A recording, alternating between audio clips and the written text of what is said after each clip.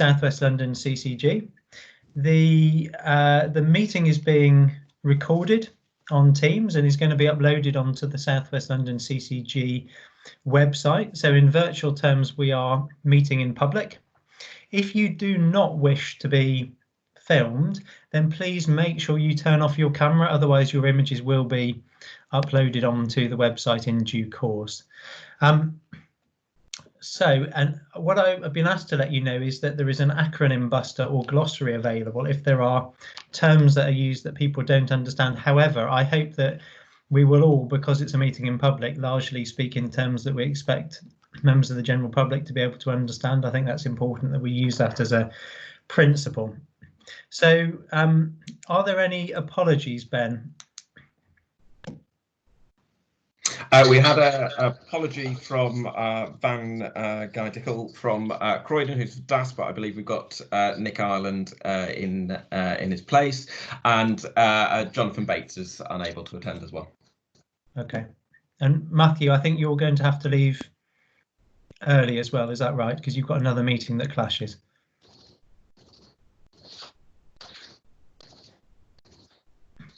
If you are, if you're attempting to speak, it might be lagging or you might be muted, but I'll note that. Yes, just to confirm. That's absolutely right, Andrew. Probably only needed to Okay, excellent. What I'm going to do in terms of introductions, I think because it's our first governing body meeting and we're in public, let's go down. I'm going to go down the list as I have it in alphabetical order and call people out just so that we can introduce ourselves so that we all know who each other are. So I'm at the top on my list. So Andrew Murray, I'm GP from Merton and I'm chair of the new NHS South West London CCG. Then we've got Agnello. Agnello Fernandez, I'm the Croydon Borough Chair. Anne Price. Hello, I'm Anne Price. I'm meeting support, taking the minutes today. Asia Yunus. Hi, I'm Asia Yunus. I'm a GP and one of the medical directors at London-wide LMCs, representing Merton, Sutton and Wandsworth LMC committees. Pippa. Hello, Pippa Barber, independent nurse on the governing body. Then I've got Ben.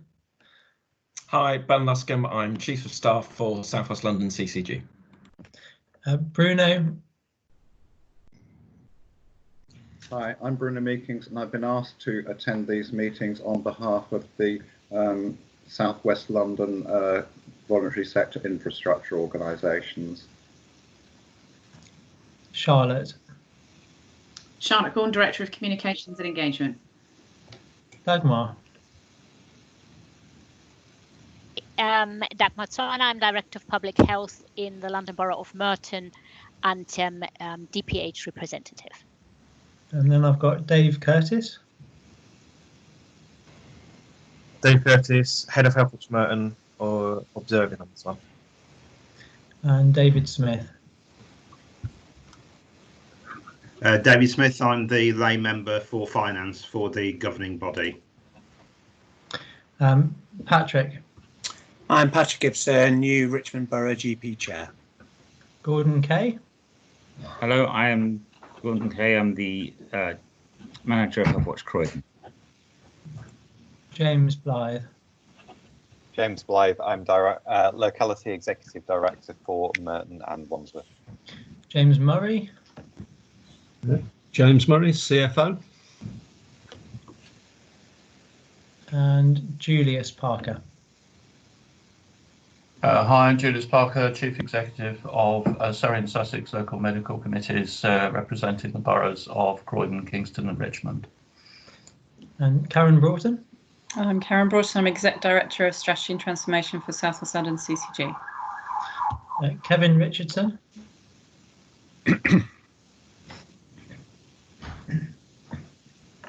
Yeah, hi from the communications team. Les Ross. Les Ross, Secondary Care Doctor, Governing Body. And Lucy Waters. Hi, it's Lucy Waters, Locality Executive Director for Sutton. And then Mike Derry. Hi, I'm Mike Derry. I'm the Chief Officer at Healthwatch Richmond. I'm just observing this meeting. Jeff Croucher, you didn't come up when I was going down the list, but you're there on it now. So Jeff, let me come back to you. Sorry. Andrew, definitely here. Good morning. Jeff Croucher, Borough Clinical Chair for Sutton and General Practitioner in Sutton. Naz Giovanni. Hi, I'm Naz Giovanni, Borough Clinical Chair for Kingston. Nick Harland. Hi, Nick Harland, Strategic Director of People Services, London Borough of Sutton, and the DAS representative today. And Andrew, just to advise, I will need to leave just prior to 12. Okay, thank you. Nicola Jones. Oh, Nicola Jones, I'm Borough Chair for Wandsworth. Paul Gallagher. Hi, Paul Gallagher, lay member for Audit and member of the Governing Body. Pete Flavel. Pete Flavel, Flavel, sorry. That's all right. Healthwatch Sutton Chief Exec. I'm here as an observer. Okay, and Ray Mirabeau. That's actually me. The laptop's registered to my husband's name, which is irritating. Okay. It's Liz Mirabeau, and I'm the chair of Healthwatch Kingston, and I'm representing the Health Watchers at this meeting. And Liz, are you the formal representative of Healthwatch for this meeting? I am the formal representative for this meeting. We haven't reached our final arrangements yet, so for the next meeting, that might well be different. Okay. Thank you. And then Sarah Blow. I'm Sarah Blow. I'm the Accountable Officer for the CCG. And I've got Sarah Cook. Hello, I'm Sarah Cook. I'm the manager at Healthwatch Wandsworth, again an observer for this meeting.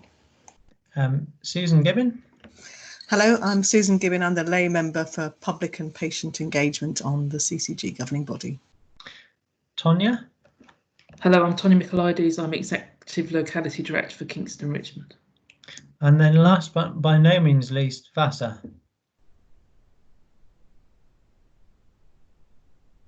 You're muted, Vasa, I think. Hi, I'm Vasanya Albergasam, Clinical Chair, Borough of Merton. Excellent, thank you. Is there anyone I missed off when I went down the list? Andrew, it's Matthew Kershaw here. If you can hear me, I was not on the list, no problem. I'm Chief Executive of Croydon Health Services, but for the purposes of this meeting, the place-based leader for health in Croydon. Excellent, thank you. So we've got a lot of people in the meeting. In terms of managing the meeting, what I will do is I'll look for people to raise their hand. I think we've agreed that one person from Healthwatch will speak, which is you, Liz. What I will try and do is come to the formal members of the governing body first, and then open it up as much as I'm able, but whilst managing our time through the different agenda items, bearing in mind we've got quite a bit to go through. And we won't do that every time. I just thought it was important at the first meeting for us to all introduce ourselves, particularly as it's virtual and there's a lot of people on the list. Can we go into item 2 on the agenda, which is declarations of interest? So we do have a register of interests. Not everyone will have completed that. So can I ask that people do that in due course and submit that to them? Can I also ask that everyone goes on mute if you're not speaking, just so we don't get any interference? Are there any specific conflicts of interest we need to be aware of for the purposes of this meeting generally, but specifically to any items on the agenda? Matthew? Yes, just because of my joint role as Chief Executive of the Trust and Place-Based Leader for Health, I need to declare an interest specifically for any items that relate to performance and other issues associated with the Trust. Excellent, thank you. Anything else I need to be aware of? Andrew, can I just say, as before, because I'm a member of London Borough of Merton, I have declared a conflict of interest regarding any discussions around IHT, and I will stick to that. Thank you, Dagmar. So that's about improving healthcare together, the Epsom St Helier reconfiguration. So note your conflict of interest with that. Okay, so what I will do, that's item 2. Now I'm going to hand over to Sarah as the accountable officer for the CCG, who has been appointed by NHS England, because you need to do a bit of business. So thank you, Andrew. So I do need to do a piece of business. I'm actually going to take you into the middle of the agenda to item 7, which is enclosure 5A. We're not going to do the whole document, but I am going to ask you to support a confirmation of the chair of the governing body. So there has been a process, and Dr. Andrew Murray has been nominated as designate chair through the process agreed in our constitution. However, in order for that to be formalised, the governing body has to approve that appointment. So I am asking the governing body to approve that appointment so that I can hand back formally to Andrew as the new chair. I'm going to take silence as agreement, so unless anybody's got their hand up or would like to say something, I'm going to take that as agreement. And I think everyone has said to me that's approved, so I'm going to hand back to you, Andrew, on that basis. Thank you very much, Sarah. So I'll take that back over now, not as designate chair, but as chair of the new South West London CCG. Thank you very much. So I just wanted to give a quick overview as to where we are at. The former 6 CCGs in South West London, so Croydon, Kingston, Richmond, Wandsworth, Merton and Sutton, ceased to exist on the 31st of March 2020, and in their place a single new South West London CCG was formed on the 1st of April, and this is the first formal meeting of the new governing body. Obviously, the beginning of the CCG has been dominated by our response to COVID, which means we have not been operating as we expected and as we normally would. But I think it's important to flag up some of the features of how we expect to operate going forwards. So what we have set out is that normally we would be delegating significant decision making to boroughs, and we expect the borough committees to have a significant role in the way we work as a CCG. Each borough is represented on the governing body by one elected GP representative, and we also have local executive members from a borough in attendance. We will normally be meeting every 2 months, and we had planned to rotate this across all the boroughs in South West London, but owing to COVID, we're not able to do so. So instead, we are running a virtual governing body, and we will continue to do so whilst social distancing measures are in place. We will continue to look, though, at ways that we can make these meetings more accessible to the public. So we want to do that as much as is possible in the current context. I also just wanted to take the opportunity to flag up that in March, we did have the opportunity to celebrate the work and achievements of the former CCGs. And I do want to just take this opportunity again to thank everyone who's been involved in those organisations over the last 7 years for their fantastic work that they did. And I think you can be rightly proud of the achievements, and we hope to build on that as a new South West London CCG. So I will go straight in now to the chair's report. You've had my chair's report in writing, and there's a few things to flag up from that. Firstly, there's just a summary around South West London, the South West London collaborative response to COVID-19. There's a description of the NHS is Still Here For You campaign, and then there's a section on identifying vulnerable patients, zoning, and a focus on non-COVID patients seeking help. There's also a specific reference in there to a bank holiday opening, and I just wanted to make the point that at the time of writing, we thought that all GP practices would be open on the next May bank holiday, as they have been on the last 2. We're not sure that necessarily will be the case, but what we do know is that primary care will be available to patients in one form or another over the bank holiday weekend. I also just wanted to give you, outside of that written report, just a quick update on where I see that we are at, and I thought it might be important to do that as an introduction to this first governing body meeting. So I just wanted to say about the system response to COVID-19. It has been an amazing response from all our partners in South West London. We were one of the earliest and hardest hit systems in the country, and I think we've responded amazingly well. Our team has been incredible in managing the incident, with Sarah as the gold commander, in ensuring that we were able as a system to create the right critical care capacity to manage really sick patients with COVID, in reacting to very challenging supply issues in our system, in coordinating a community and primary care response to COVID, and in supporting some of the borough-based work. So I just wanted to say thank you to everyone in the CCG, but more broadly in our system, and all our partners for their incredible response and how we've managed so far.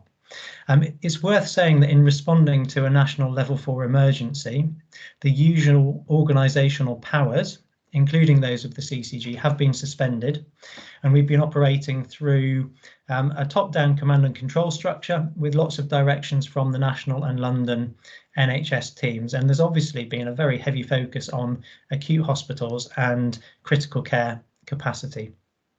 As we move out of the initial response into the recovery phase, we now need to strengthen the system strategic health planning functions that we as a CCG bring to South West London. So that includes greater financial control and scrutiny, an increased focus on quality and clinical risk, an eye on the whole patient pathway, clarity around the system governance and decision making. And what we've always done really well as a CCG is that integrated working between clinicians and non-clinicians at every level. And then I also want to say that as we start to reshape our health and care system in the context of the ongoing presence of COVID, we do need to increase our engagement with patients and the public, and we're working actively on an approach to that. We need to continue to strengthen the connection with our GP member practices, and we need to build on the joint working that we've done to date with our system partners, particularly with local authorities. In a context when it's harder to do co-creation and engagement, one way that we can make sure we're on the right track is to build on existing plans which have been created bottom up with extensive engagement at every level. And so particularly pertinent is our South West London 5-year plan, which includes our local borough-based health and care plans, and also our South West London plan for clinical leadership. So we're now thinking about how we rapidly review those plans with our partners and adapt them to the new context that we find ourselves in because of COVID. And I'm really confident that if we use those as a reference point, then as we emerge from this national incident, we'll find ourselves in a really good place. And I know that for members of the governing body and our executive, that this is so embedded in the way we work and think that it seems self-evident. But as the chair of the new South West London CCG, I just wanted to restate those values to our GP members, to our system partners, particularly our local authority colleagues, and of course to our residents. We certainly believe that oversight, scrutiny and constructive challenge are important in our system. And even if we didn't have a legal duty to do so, we do take extremely seriously our responsibility to ensure that health services in South West London meet our residents' needs. And I just wanted to say that at the beginning of this, our journey as a new South West London CCG in the context that we're in at the moment. So I will hand over now to Sarah to give your accountable officer report. Thank you, Andrew. I'm going to ask people if they're not speaking to go on mute because we have got a bit of an echo going on. So firstly, I would take most of that as being read within my report. I would like to highlight a couple of areas that I think are important, which has been during the COVID response, but also prior to the COVID response. So firstly, on testing, we are responsible in the NHS for staff and patient testing within the NHS. And you've got some detail here, but I can confirm that across South West London, we are achieving national requirements on our staff and patient testing within the NHS. But we're also working very closely with our partners to ensure that they can access the national testing that is being managed by the Department of Health. So we have worked closely with our local authorities and others in care homes in order to ensure that we're getting the right level of support around testing. So that was the first area. The second is around personal protective equipment. I thought it was really relevant to talk about that at the moment. We have actually had a really good process in South West London around managing that and ensuring that there is mutual aid across South West London. And I'd like to thank all the teams that have been involved in that, because we have managed to provide mutual aid across South West London into not just the NHS, but also into care homes and local authorities. And I know that that has worked very well as a process in South West London. So that's been very positive. And then I just wanted to take you to an item that was pre-COVID. It was prior to us actually being in this situation where we're all meeting virtually, and we did have an event where we celebrated our staff and the work that they have done over the last 12 months. And as you can see, the South West London Alliance Awards for Making a Difference were a real success and really celebrated the hard work of our teams. It does seem like an age ago now. It wasn't actually that long. It was only weeks ago, but it feels like it was in another era, which it was. But I would like to thank all of our teams for all their hard work over the last year and also during COVID, because I think the response of the CCG teams has also been incredible through this process, as well as our frontline staff, which obviously we are all thankful for. Thank you very much, Sarah. So are there any questions for myself or Sarah in relation to our reports?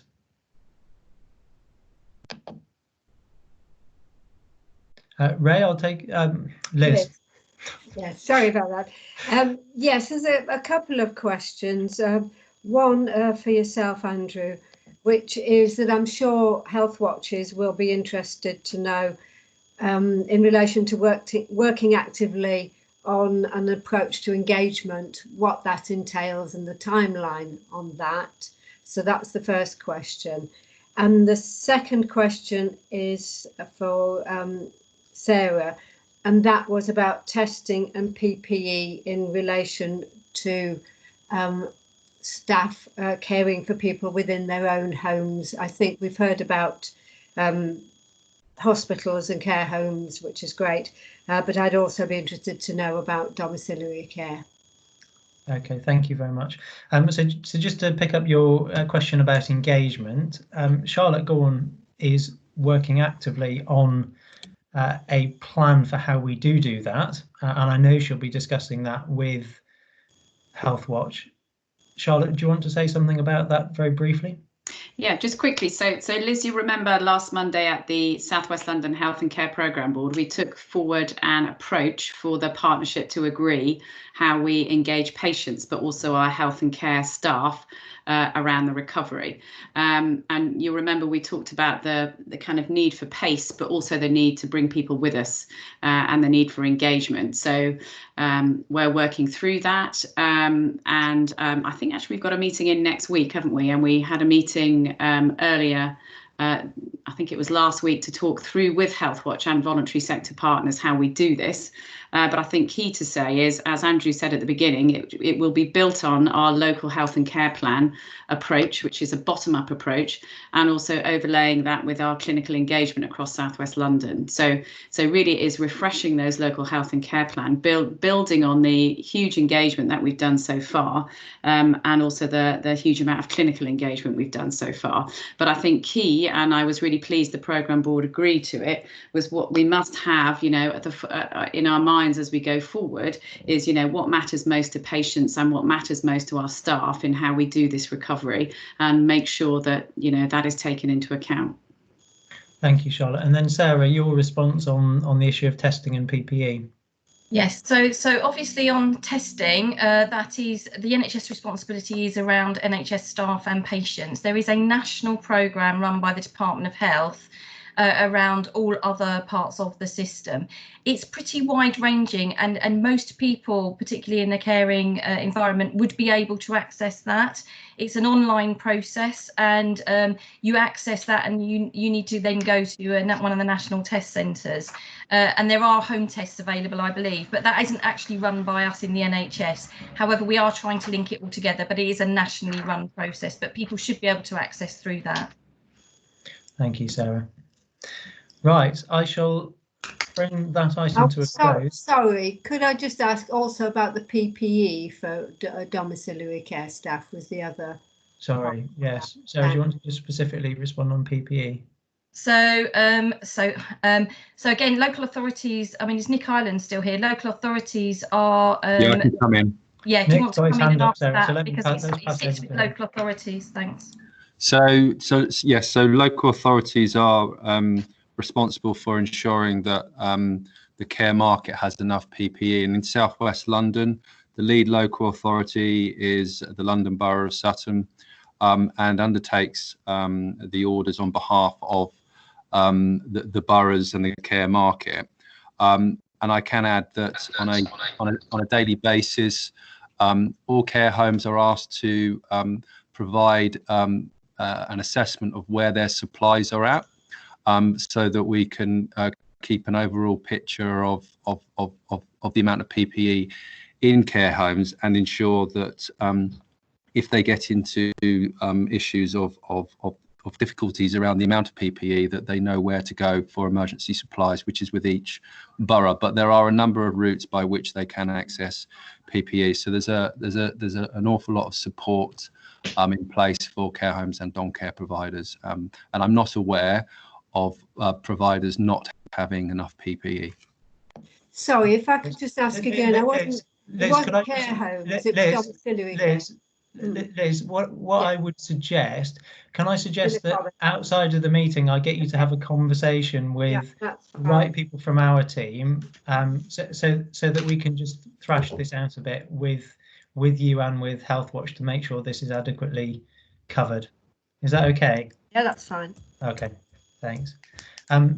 Let me move on to the next item, which is South West London CCG's response to COVID-19. So Sarah and Karen, you're going to cover this between you. So I think it's Karen actually, so I'm going to let Karen lead this. Okay. So so you've heard some of the work that's been done by the chair and CEO's reports, but this presentation gives you more of a detail around the measures that we put in place across South West London in response to COVID-19. And as Andrew already said, that was because NHS England had declared a level 4 incident, and we had moved at that point into a command and control structure. So in relation to our response, we put in place a number of elements. So the first thing we looked at was how we're going to manage the incident itself and set up an incident control room. And I'll talk you through a little bit more in that in a second. And to support that, how would we get expert opinion and specialists involved in helping us to manage the incident? The second thing was we on a control structure, and therefore we needed a gold response. And although organisations put in place their gold commander responses, we also had a response at South West London through Sarah, which meant that if there were issues that couldn't be resolved by single organisations and a single decision had to be made, then actually we had the structures to be able to respond quickly to whatever was emerging at that point in time.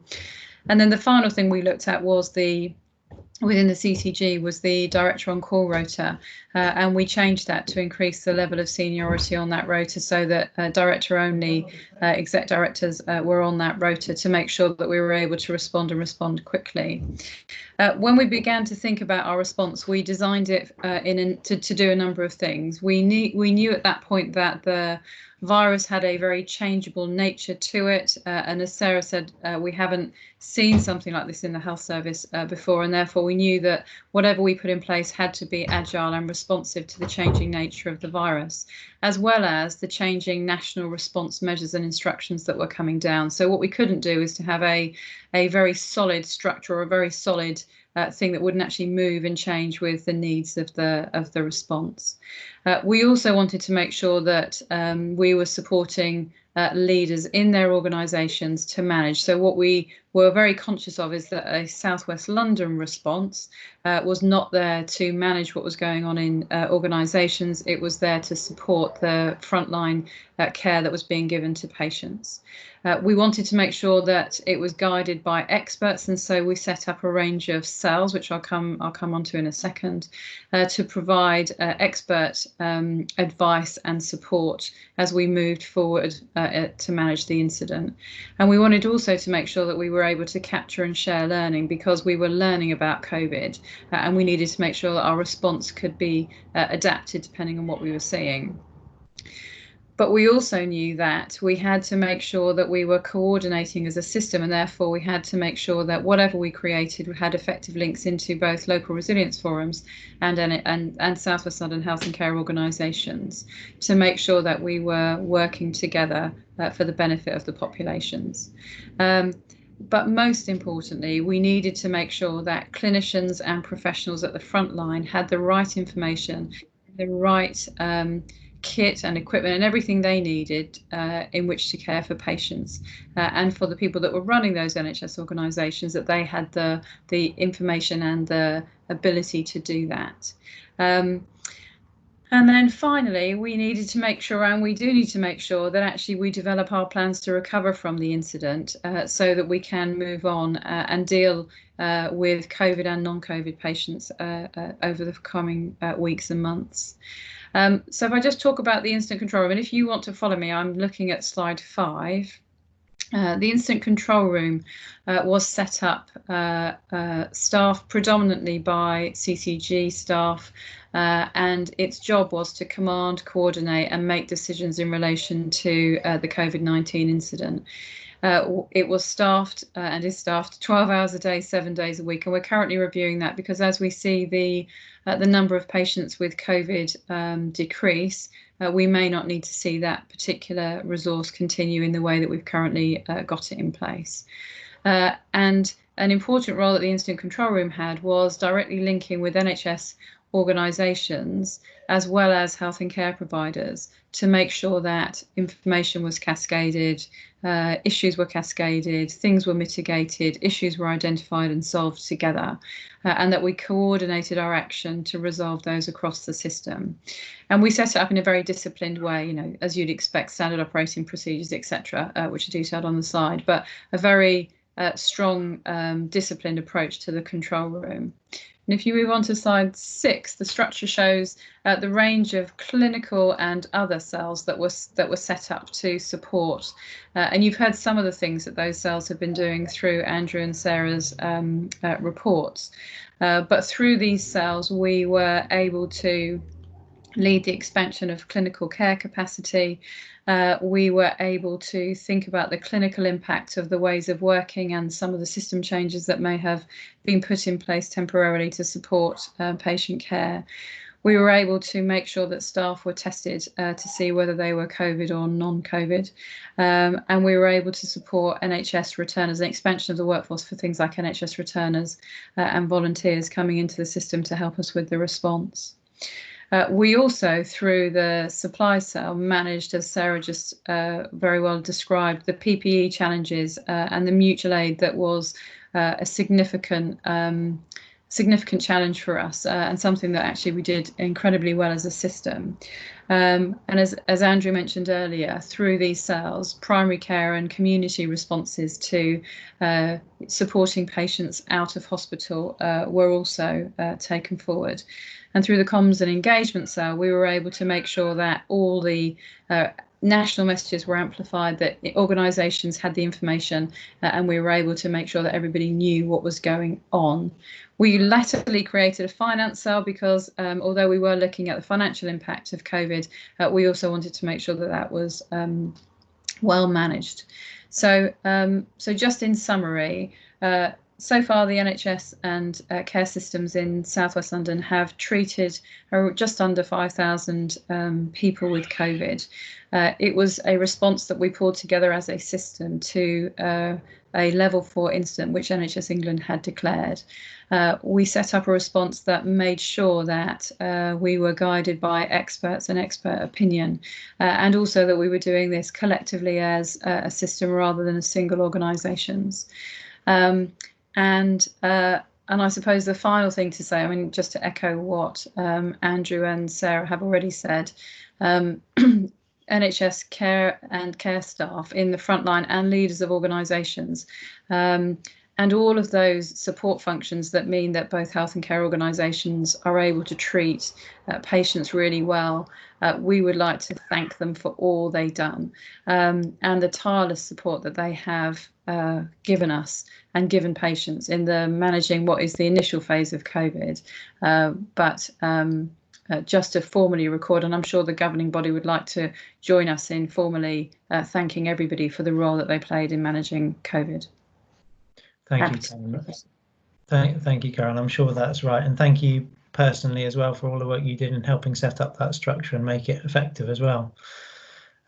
So, any questions or comments from members of the governing body? Bruno, let me bring you in then.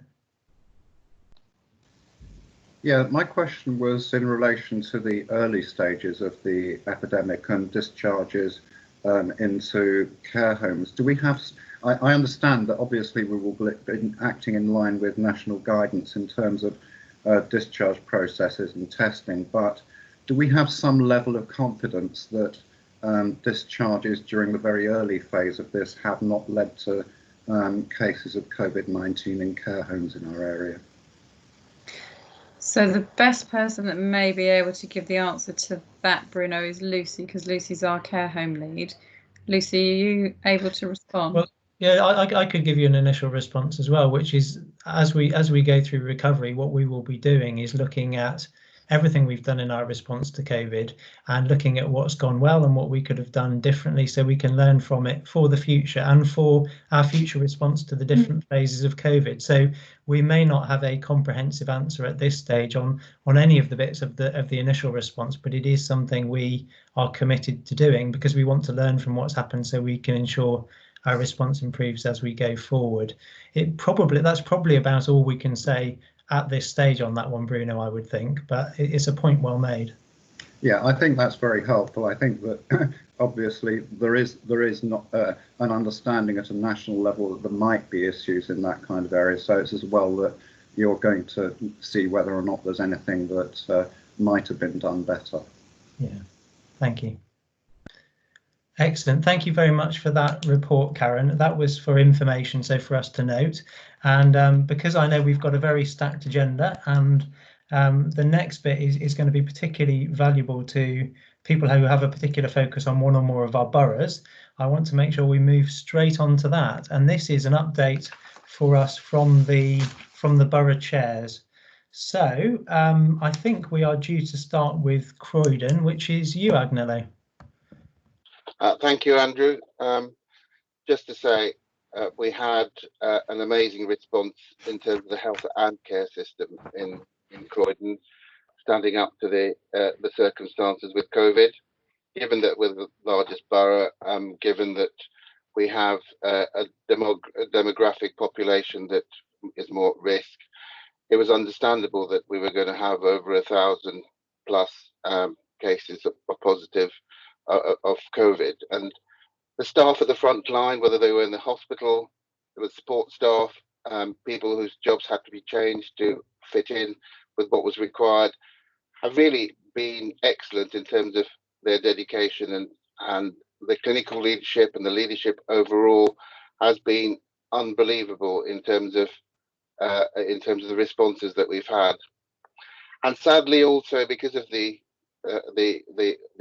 COVID situation, we had some losses as well in terms of GPs and other staff, which in those circumstances affected a lot of people, especially across the system, in losing professional colleagues. So despite all those circumstances, together as the health and care system, we worked really well together and continue to work together.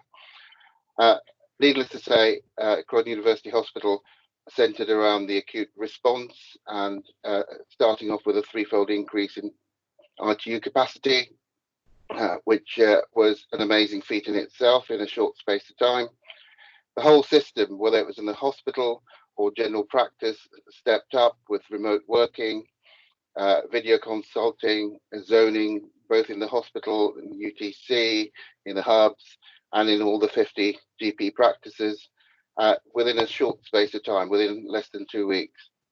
We continued supporting complex patients through multidisciplinary huddles, but in a virtual way, involving the whole multidisciplinary team in the community. Discharges were facilitated by having our integrated life team with the local authority and the hospital and the community.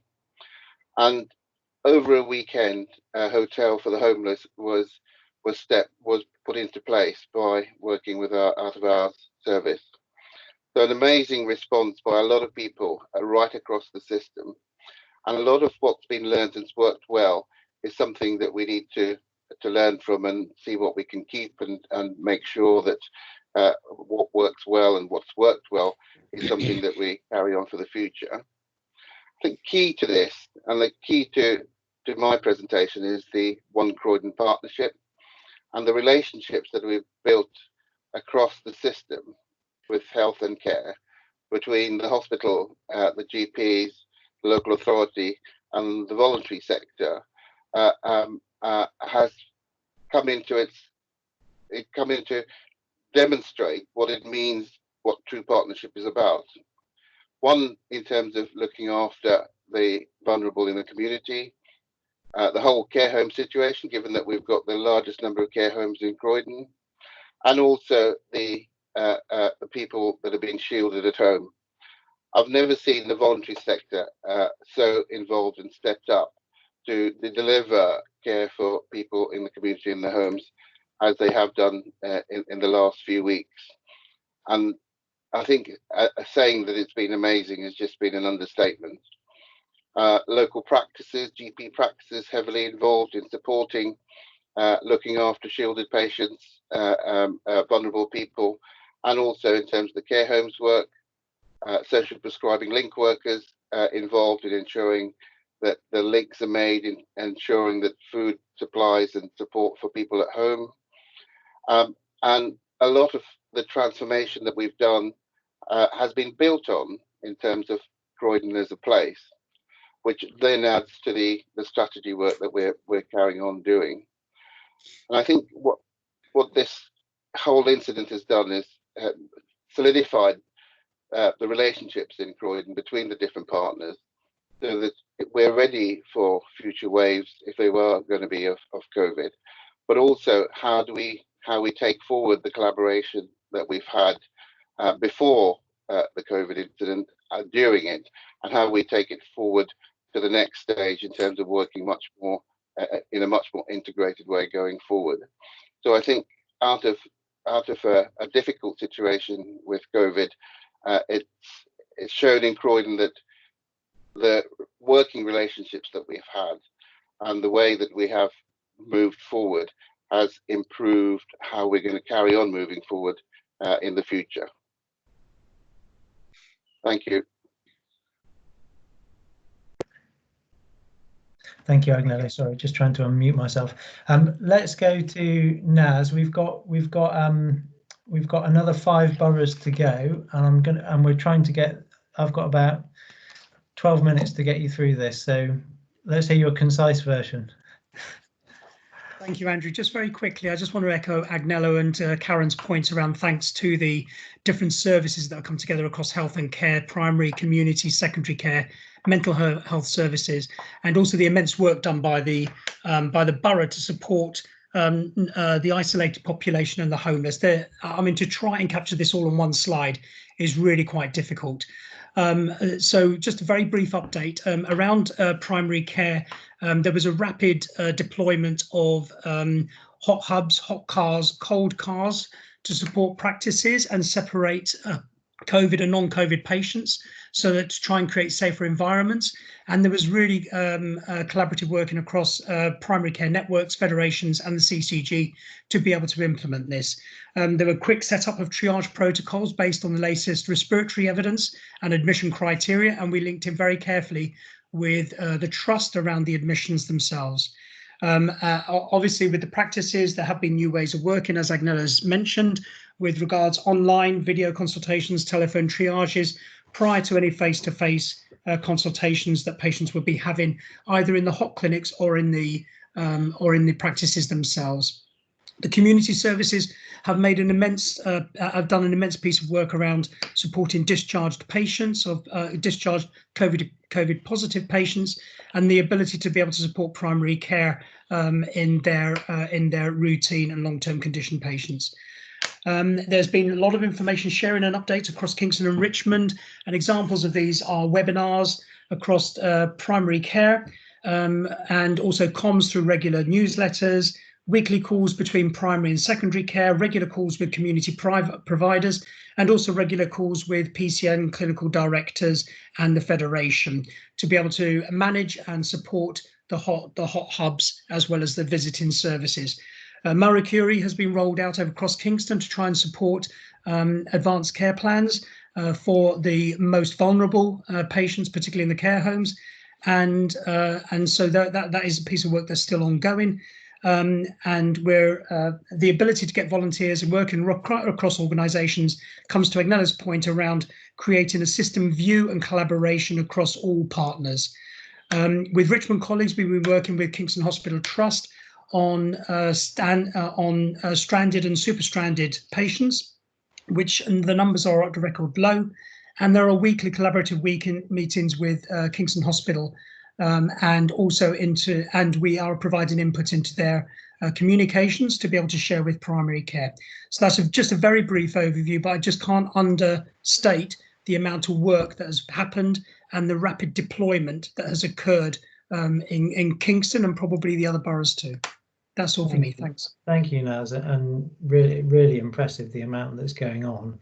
You reference Richmond because obviously there's quite a bit of joint work between Kingston and Richmond, so that brings us quite nicely on to Richmond. And Patrick, you're going to give us the view on Richmond. Yeah, thanks, Andrew, and thanks, Agnella, for providing context there, and Naz for also covering some of the joint work we're doing. Not necessarily thanks to Andrew for truncating what we've got to offer, because there is so much work that's been going on across the patch. It's really difficult to do it justice. But primary care was up and running very quickly in Richmond with full remote access within a week. Practices remained resilient throughout, with none needing to close premises, although it was touch and go on one occasion, with a single doctor being available only for face-to-face assessment. Hot hub provision was set up quickly with assessment for suspected COVID patients, flexible plans to escalate as and when necessary. We went quite early with deploying other disciplines, in particular paramedics, to support domiciliary care in assessment of COVID patients in particular. Moving on, loads of collaborative work going on between GP practices, primary care networks, RGPA and CCG, supporting the implementation of the respiratory pathway across all clinical sites. GP Federation independently sourced and funded FFP3 masks and eye protection, without which facilitated recruitment of doctors to work in the hot hubs. Resilience business continuity plans were assessed early with all practices. Moving on, successful rollout of remote working in practices. Various pieces of IT enabled that, both with virtual consultations and laptop provision, webcams, headsets, liaison with other organisations. So we worked very closely with our community trust. The community matrons were redeployed to support end-of-life care in particular, which helped hugely. We've worked with the local council around the care homes to access and training support and use of PPE, established a capacity tracker for the care homes with local provider risk groups where there are concerns, and addressing those directly with care homes through the care home support team, which had been established with our community providers, so that the care homes are supported as best was possible in circumstances. The group was supporting infection prevention and control, testing, PPE equipment, workforce and clinical support. We have moved on to part 2 as following Simon Stevens' letter at the second phase. We are brainstorming with our clinical leads how primary care is going to come out of this phase, and what we want to retain, what we want to accelerate, and so on. We've worked very closely with the hospices and changed the delivery that they have. And I think that's probably all I need to cover, Andrew. Thank you. Thank you, Thank you very much, Patrick. And I mean, I really don't want to shortchange the boroughs. I think this is a really important part of the agenda, and it reflects the way we've said we would work. And plus, it's really important that we do have sight of all the great stuff that is going on in each borough. I also don't want people to increasingly have to speak faster and faster as we go through. So I will I'll be flexible with the agenda and make sure we've got enough time for Merton, Wandsworth and Sutton, and we will work through the other agenda items to get us through on time, not a problem. So let me come on to you, Vasa, in Merton. Let's hear about what's been going on there. You're muted though, Vasa. Similar to my three previous colleagues, we have done pretty much the same type of joint working with all our partners. I must place on record that as a new chair, I'm reaping the benefits of my previous chair and all the good work, Andrew, you have done to build up trust, confidence and relationships with all our partners and stakeholders. And so thank you for that. And also being part of the LDU with Wandsworth, I am also grateful for all the help I have derived from being in an LDU, which really strengthens a new chair to get on in these times. These hard times, sad times though they were, actually humanity is alive and well in Merton. That's what I realized. People pulled together, worked together. There was no separation based on which organization you came from. There's a long list of people you could thank, from the borough to the community services to the volunteers, the hospitals, our patients actually, our patients who stood by us and supported us through these difficult times. Like all the other boroughs, we also set up hot sites, virtual working, flexible home working for some of our staff who had to look after their children at home. And what comes through here is that we can actually pull together whatever the challenge is. I think Merton can pull together and deliver for the people of Merton. We should thank our hospitals, I think, in the front line and the care workers in our care homes for the sterling work they have done. Practices have done their bit as well, but I think others have worked a bit harder than us, and I think we should acknowledge that and place our gratitude on record. I think I'll give way to the other chairs now. Thank you, Vasa. That was really thoughtful. Let's come on to Wandsworth then, Nicola. Thank you. So much similar territory, of course, because we all had this experience of the really rapid transition into this COVID response state. I think you can't underestimate really what a huge can't overestimate what a huge operational change it was to move to these new arrangements with video consulting and telephone consulting, and setting up zoned areas and respiratory hubs so that we could see patients in the safest environment possible. Also while dealing with a clinical condition that we initially had really no experience of, and there was a lot of learning to be done just as clinicians in delivering all of this. So that was really important. I think it's important to say that even though I'm talking as one borough, we have 40 individual practices, and their experience of this wasn't all kind of the same. Some people had really significant staffing challenges at a time when they had to introduce all of these operational changes, and others had managed to keep their staff in place. So experience was very different as we went through all of this. There was some innovation as well, which was really brilliant. For example, in Wandsworth, we set up a home oxygen monitoring service, which proved to be absolutely central to how we manage patients safely at home. So some really good innovation coming out of this. Really good coordination between health and care staff in a way that we haven't really seen before, to really effective 7-day services and making sure we have safe discharges.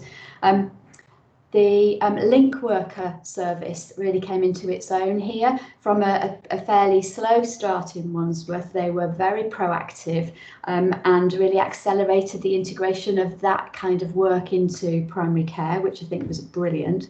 And I think of all the things that I noticed, it was about the increased working within and between primary care networks. which has taken them rapidly to a state of maturity that we were only hoping for before. So that's been very important, and I think it was a real demonstration of the PCNs working alongside their and with their GP Federation, really supported by that, and with the CCG staff, and this was central to how things have worked. My observation of the whole thing really is that we switched things off amazingly rapidly. It was extraordinary what happened, and I think we need a much more considered restart and reshape as we now take next steps. I'm done, thank you. Thank you, Nicola. So Jeff, last but not least, Sutton. You're muted though, Jeff. I'm hoping that's better. That works. Yeah. Thank you, Chair.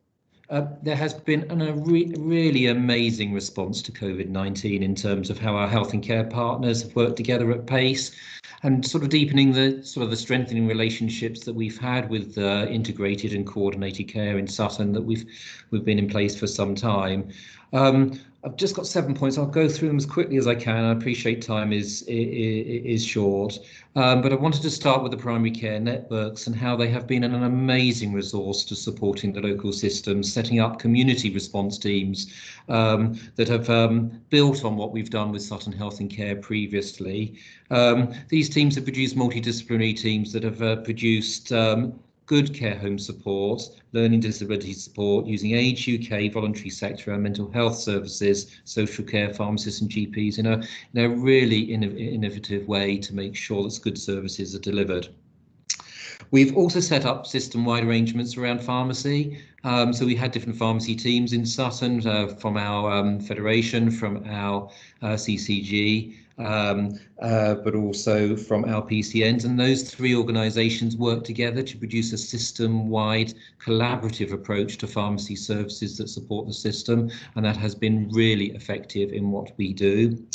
We've set up a pan-Sutton system for home visiting services, and this is now really reactive to any needs of our Sutton residents and patients so that they get a quick response through our primary care services, and that has come through our Sutton GP services and has been excellently received, and it looks like it's going to be a good service going forward. Sutton Palliative Care Workstream, again, another impressive acceleration of work around advanced care plans, around the use of CMC and records to support end-of-life care, giving improved access to medicines and the use of anticipating medicines in the end-of-life care process, and how we've increased the capacity and capability around verification of death in Sutton has been a really useful process going forward. And then delivering the home care support, and that's come through three main areas: increasing clinical support, management support, and also a new strategic approach for getting this right. That's through increased use of information technology, through enhancing our care home support teams, and integrating what we have done best into our Sutton Health and Care processes. Particularly, for example, one example is our community healthcare teams, but also an increased management support for what we're doing. So using training resource packs, coordinating those packs into in-source insight training programs for our care homes, and making sure there are regular telephone contacts and email support from our local authorities. We've also improved our discharge to access through the COVID-19 response. So the Sutton Borough have developed a really clear process of supporting that, and that includes working with our local authority to access processes and integrating community healthcare and social care into our overall system response. I am just going to finish with one item which is non-COVID, which was that we had a Sutton Send revisit between the 2nd and 4th of March of this year through Ofsted and the Care Quality Commission revisiting the Sutton services. And they were reviewing how much progress Sutton has made around a report in July 2018 around these services and where we needed to improve. So the inspectors saw, although the formal report is not out, they have indicated that they have seen a really significant improvement in how system leadership addresses this issue. And they've seen really important and significant progress related to this matter. The inspectors felt that, that the increased partnership arrangements between the local authority and the CCG had been strengthened. They're really impressed with the designated health team that we have put into place. They have seen that where there are still areas of improvement, that we have action plans for addressing that, and that is around the relationships and working with parents in Sutton. So there is an annual review process which is undertaken with this, and we're working actively to make sure that happens. Thank you. Thank you, Jeff. And I mean, it's just incredible the amount that is going on. And I think that shows some of the strength of the really well-established relationships that you've got at borough level with your local partners to allow us to effectively respond in such a comprehensive way to the out of hospital need around COVID. So thank you very much for that update, all of you.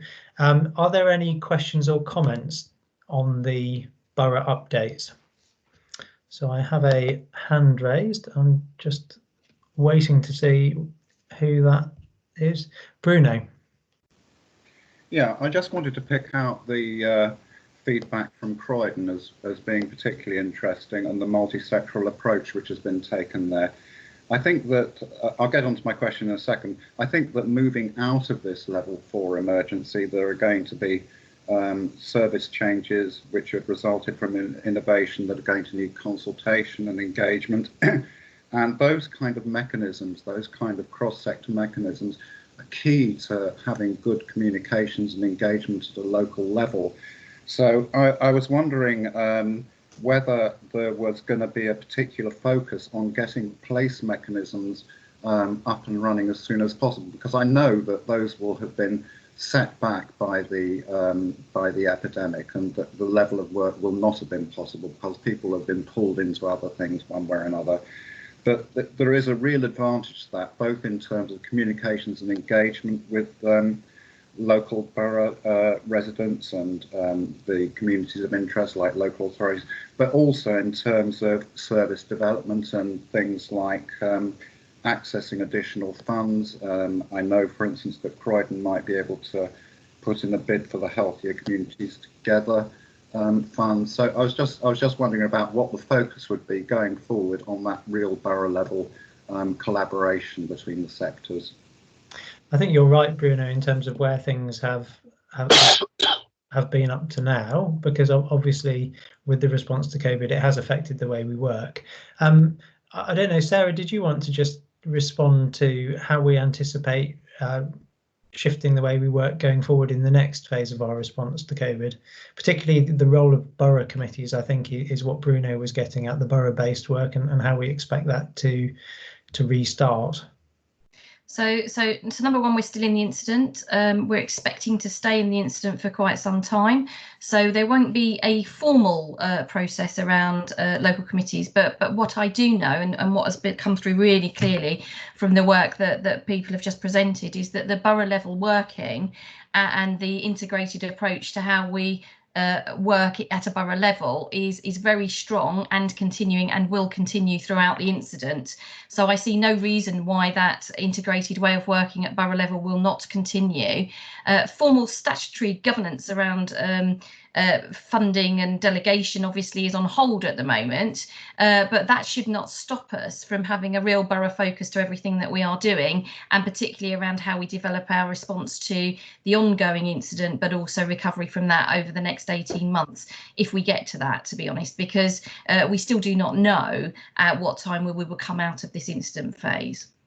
Thank you, Sarah. And I think it's probably also worth just referencing back the discussion we had earlier, where we talked about the importance of our existing 5-year plan, which was very much the summation of borough-specific local health and care plans.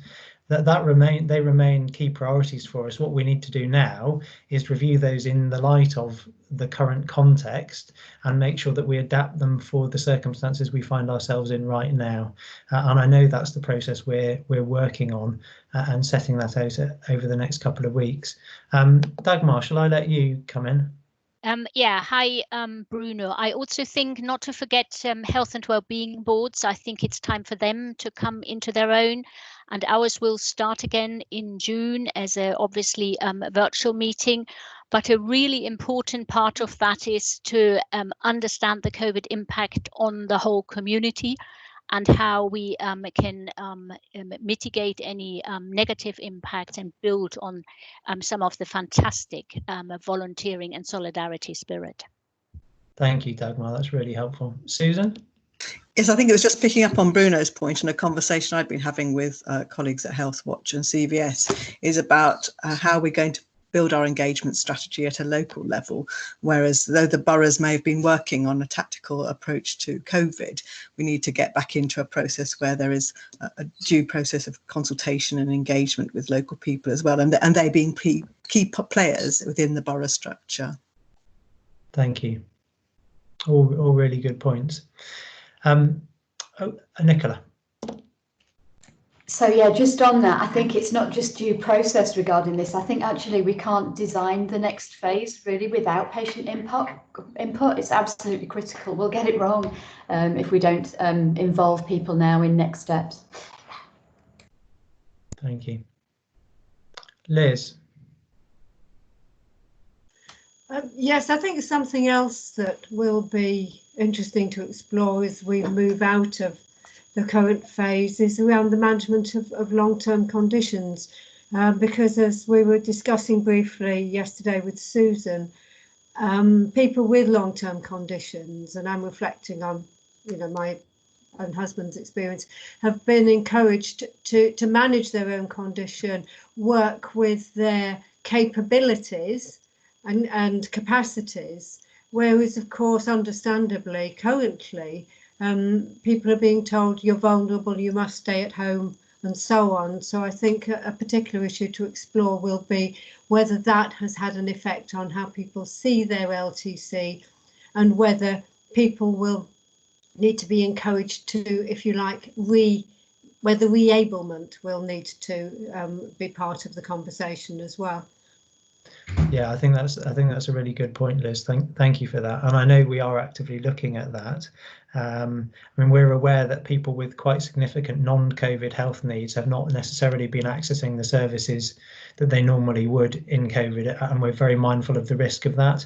That's partly why we launched the NHS is Here For You campaign in South West London, to try and encourage people to start seeking help again. And I know a lot of our borough-based approach is about how practices reach out to some of our more vulnerable patients proactively to start to engage with them, so that we can make sure we're starting to meet their needs. I'm going to need to move us on because we have some formal parts to the meeting, some formal bits of governance that we have to approve in this meeting, and I know that we're slightly behind time now, so I'm afraid straight on to 7 on governance. And there are some quite specific things we need to look at. So you've all had the papers. The first thing I want to bring to your attention that we're being asked to approve, and you've already done, this is paper A that I need you to turn to. We've already done the approval of the CCG chair, but we need to then move to approve deputy chair and 2 clinical vice chairs. Now, what I do know is we've already had discussions as a governing body about this, and the proposal for deputy chair is that David Smith takes on that role. So I just wanted to open that up to the governing body to get your views on that, to make sure people are still content with that as a suggestion. And David, obviously you're conflicted, so I'm not gonna get you to participate in this particular discussion, apart from confirming that you'd be willing to take on the role.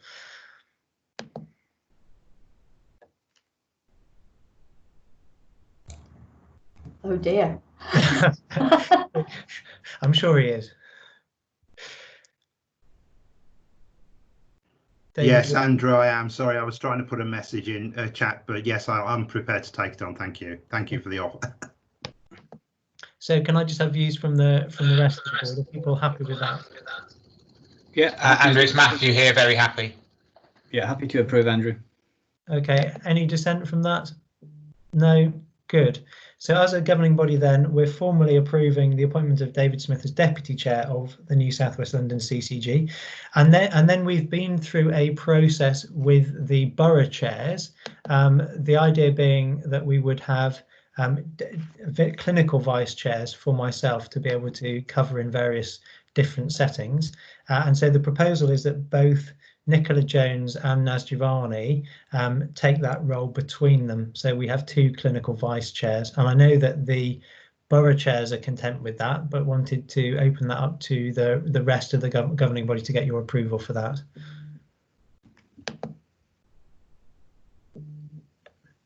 Again, very happy, Andrew. Thank you, Matthew. And I think the comments that are coming in saying supportive agree are all in relation to that. So can I take that we're approving those appointments as well, the 2 clinical vice chairs? Excellent. A very good decision in my opinion, and I'm delighted to have you all in those roles. So the next thing that we need to do is to look at specific terms of reference for improving healthcare together committees in common. Now, Dagmar, I know that you feel you have a particular conflict around this, so I'd ask you not to take part in this discussion, and I'm assuming that therefore for the purposes of this meeting you've virtually left the room for this. Yep, will do. Ben, do you want to quickly just tell us what we do have here in terms of the terms of reference on IHT? Sure, and I think probably they're quite familiar to people. Andrew and Sarah, you might want to step in, but the only reason for the revised terms of reference is to reflect the changes in the CCG structures across South West London. So the moving from the 6, so Merton and Sutton were previously members of the CIC, and now we need to move that to the single CCG and just reflect a change in membership as a result of that. So people content then to do that, which is specifically approve that change. Is that a yes from everyone? Yes, that's approved. I'm just going to check the chat function because I can see there's some chat there. Sorry, I'm getting a lag. I think those are just agreements with the previous item. So I'm taking that then as approved. Good. Yep. Okay, and then we have a specific item in terms of approving the overall governance documents. Is that right, Ben? So this is what we've worked through before, which is the entire constitution. That's exactly right, Andrew, and we've kept people up to date as we've been developing this, and people around the virtual table have been involved in the development and discussions of these. The paper just sets out the approvals process that we've been to, and the final step in that is just to ask the governing body to approve these documents and to adopt them. Okay, so I know people have had the opportunity to go through these. I do want though to give people the opportunity to make any comments or questions. And welcome back into the meeting, Dagmar. Yes, I'm back. I should probably say, Andrew, but I've received some comments outside of the meeting on some of the more specific details around the documents, and I'll reply to people separately on that. Okay, I think what I would like to just flag up as well is in terms of the constitution, we did a huge amount of work with the local medical committees who are here in the meeting, and I just want to express my thanks to them for the constructive way that they worked with us on that and helped us engage with the member practice to get to really quite a sensible constitution that reflects different members' wishes around this as well. So thank you for that. So are we then content to approve those? So yes. Okay, good. So those are approved.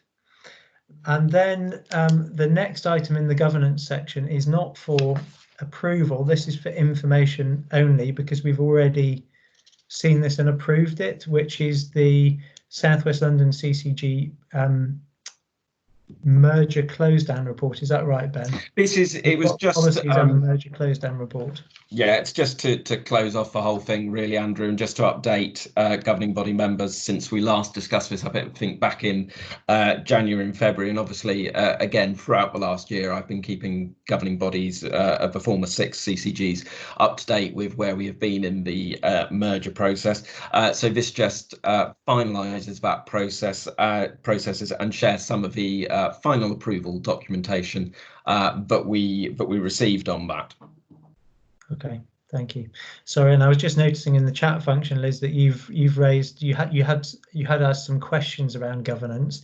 That won't impact our decision to approve the governance documents, but what we will do is Ben will come back to you specifically to answer those queries outside of the meeting.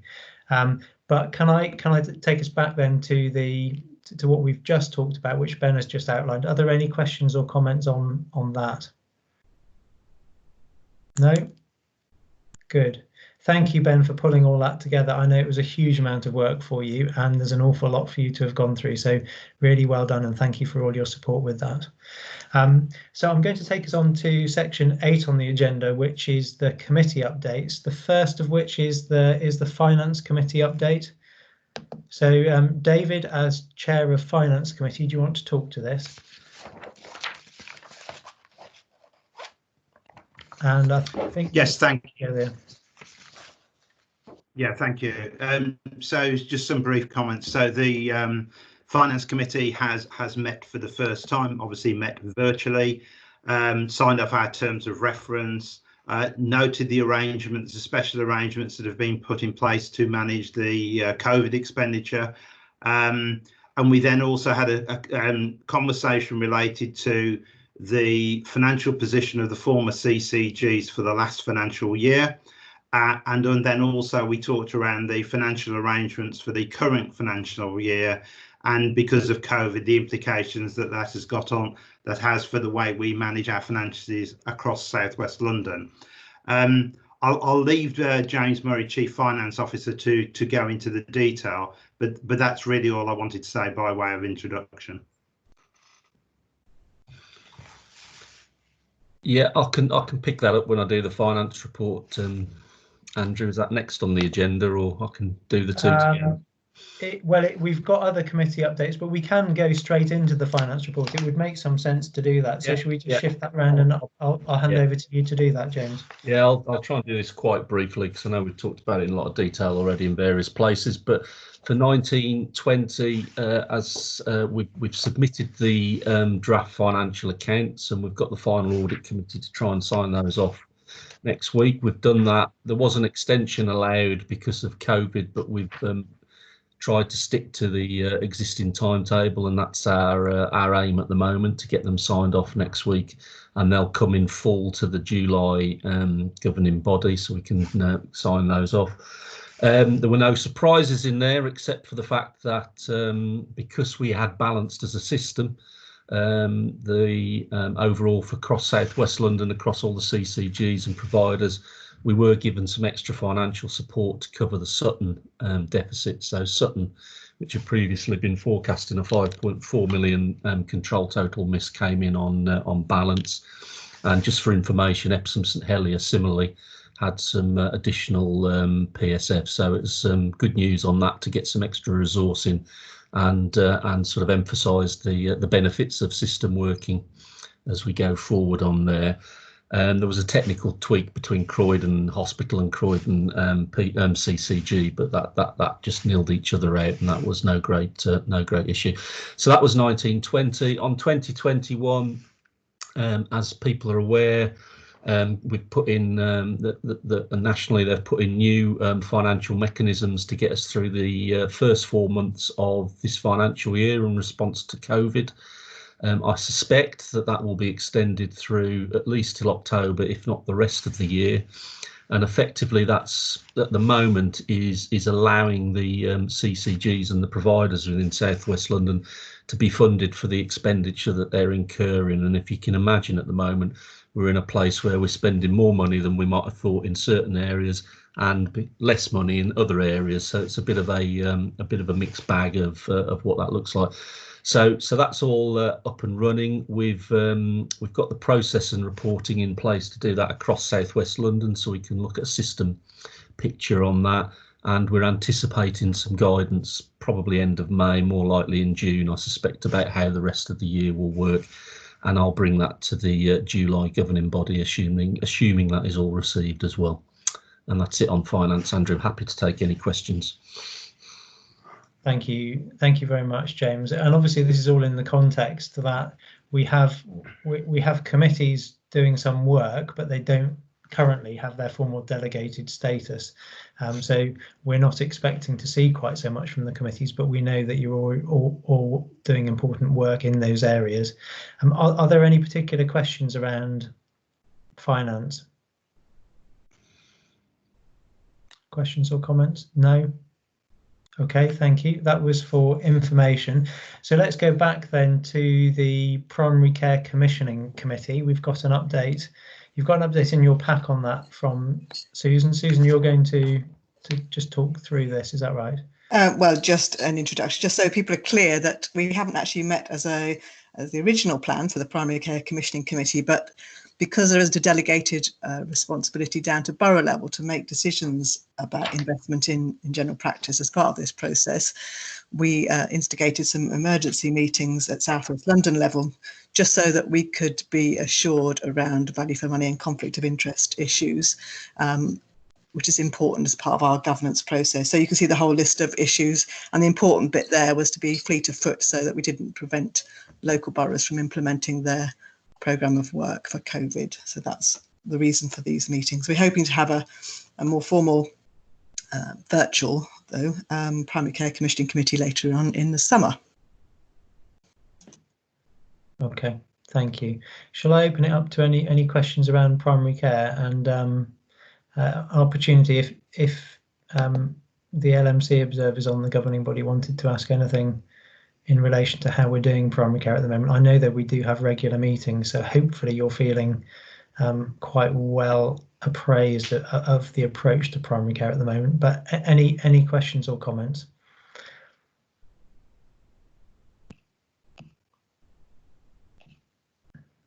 No? Okay, good. I'm assuming then we're doing a good enough job of keeping people informed about what we're doing. So let's go on then to the audit committee. Paul. Thank you, Chair. I can be fairly brief. Obviously, due to the current circumstances, we postponed our scheduled audit committee, so I think that now meets again in mid-June. But just to update the governing body, we do have the annual accounts sign off next Wednesday for the 6 CCGs. And as James referred to before, we're not expecting any surprises. I've got follow-up meetings with Neil McDowell and both internal and external audit this week, just to make sure that there's nothing else we need to review and respond to. But otherwise, Chair, I think we're all set for the account sign off next Wednesday. But obviously, I will bring a report back to future governing bodies when the next audit committee takes place. Excellent, thank you, Paul. Any questions for Paul around audit? No? Good. Okay, let's go straight on then to Quality, Performance and Oversight Committee. Pippa, and I know you've been busy. Yes, thank you. So I'll just say a little bit, and most of this is covered in Julie's paper, which we can perhaps move on to. So we've had our first Quality, Performance and Oversight Committee. There has been changes nationally in what providers are expected to report on from a quality perspective, and Julie has outlined those in her paper. However, there is good oversight going on of quality during this period. So that's probably all I want to say at the moment, because it's in Julie's paper. I don't know if we should go on to that. Let's do that. Let's go straight on to Julie's paper. Lovely, thank you. We can have an in-the-round discussion about quality. Yeah, just checking I'm not. Yeah, just checking I'm not on mute. So thank you, Pippa, for that introduction. Yeah, just to reiterate that. So we did have our first Quality, Performance and Oversight Committee on Wednesday, the 15th of April. We held it virtually, and we did look at various aspects of quality, and particularly looking at how we're managing quality at the moment in the COVID situation, because we have had to adjust how we do that across South West London. I'm going to call it QPOC. Is that what we're calling quality, performance and oversight? The QPOC also looked at reports. So we did a summary report on our SEND inspections across South West London. And I know that 4 out of 6 of our boroughs have had those inspections, all of which have had to write a written statement of action. We looked at the terms of reference for the Service Review Group, which is a subcommittee of the clinical cell. We're obviously going to come on to the cardiac reports. I won't do that now. And then we had a performance update from Jonathan, and we looked at our first bit of complaints data. But really, just to say that we are following guidance from NHS England in what we should be doing in regards to monitoring quality. So the first guidance we got that was helpful, that pointed out particular quality metrics and how we would look at them, was on the 28th of March, and that was called the Reducing the Burden.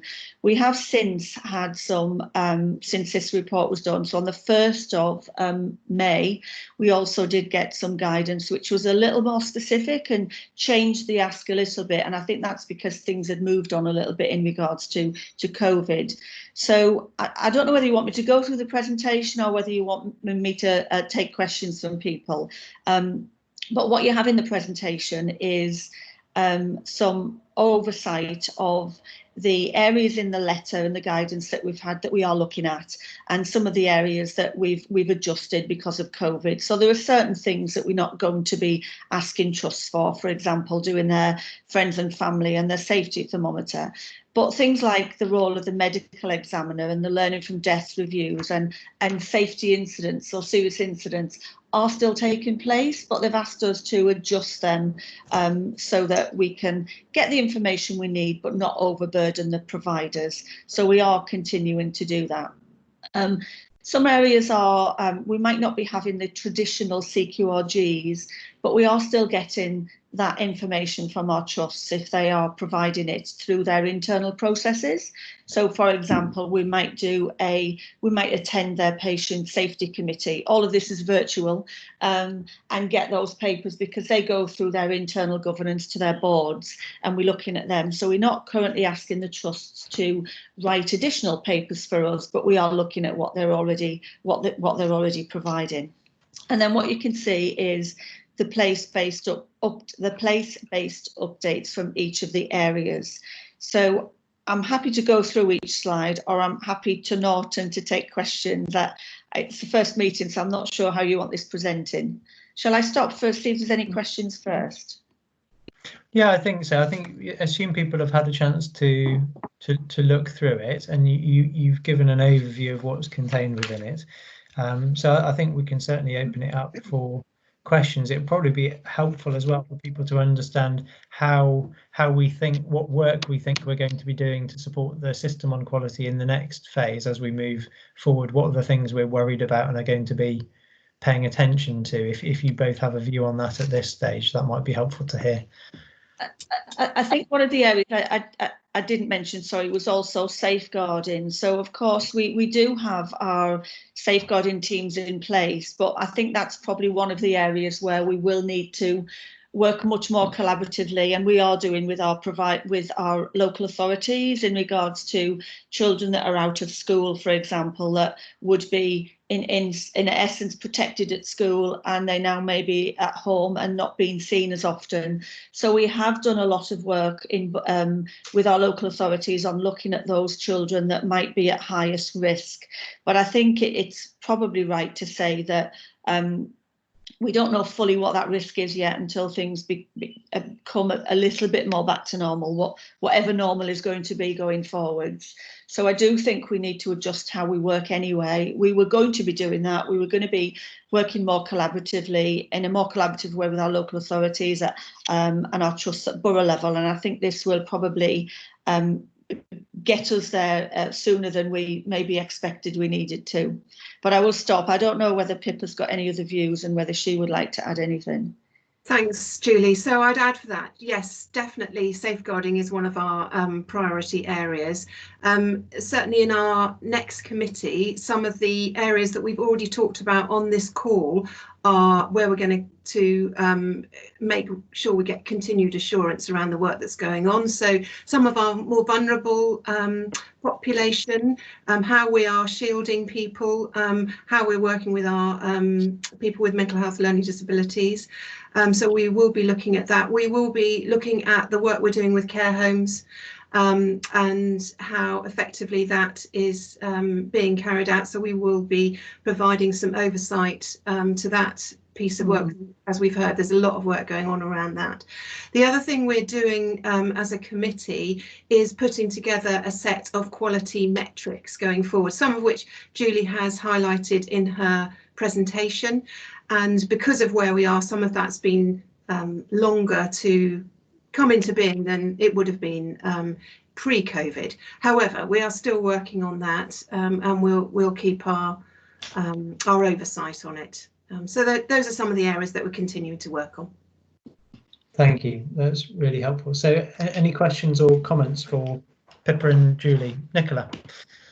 So just to say that I think, I hope that the quality of care that our patients receive is of absolute central concern to this governing body. And so it was really important to start having these committee meetings early, even though it seemed somewhat odd in the current circumstances and we didn't have the normal kind of information feeds that we'd had in, previous CCG kind of quality surveillance mechanisms. So that was a really, really good start. And, there's a lot of work to do now because of course we'll be monitoring a very changing system. It's going to be quite difficult to keep a handle on all this, but we've made a start, which I think is really important.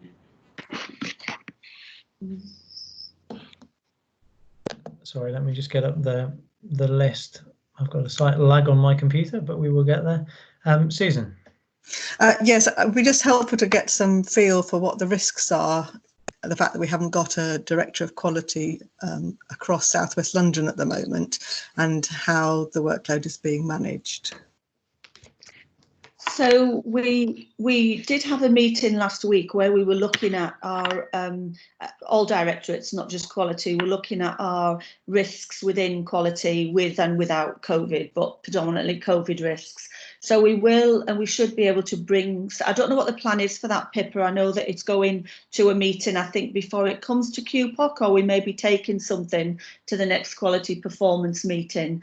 And I think the risks that we have around quality, for example, quality assurance of our providers, is always going to be a risk. But what we've had to do was look at our mitigations and the actions that we've put in place to make sure that we're still getting the relevant information that we need. So I think the safeguarding risks will be the ones that we'll probably highlight in more.